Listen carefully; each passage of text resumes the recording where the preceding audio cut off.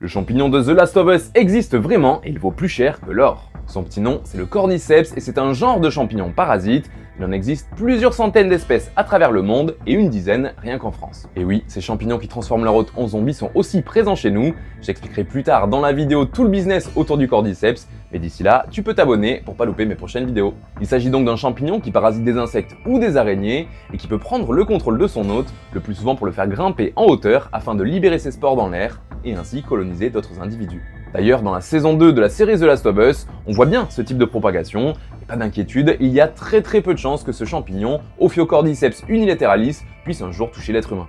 Déjà, car notre corps fonctionne à 38 degrés Celsius, alors que les cordyceps ne parviennent à se développer qu'avec des températures comprises entre 18 et 30 degrés maximum.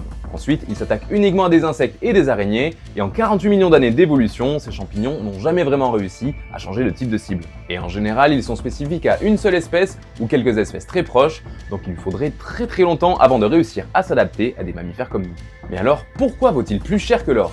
Eh bien car il aurait de nombreuses propriétés selon la médecine traditionnelle chinoise, et ces dernières années, la demande a explosé. Aujourd'hui, il peut coûter plus de 100 000 € le kilo pour les spécimens les plus frais. Ce prix s'explique aussi parce qu'il devient de plus en plus rare à cause de cette surconsommation. Je ne l'ai pas précisé, mais il s'agit d'Ophiocordyceps sinensis, et il parasite une chenille de la région de l'Himalaya. A noter qu'on prête au cordyceps de nombreuses vertus, il est beaucoup utilisé comme complément alimentaire, et il fait aussi l'objet de nombreuses recherches, notamment dans le traitement des cancers.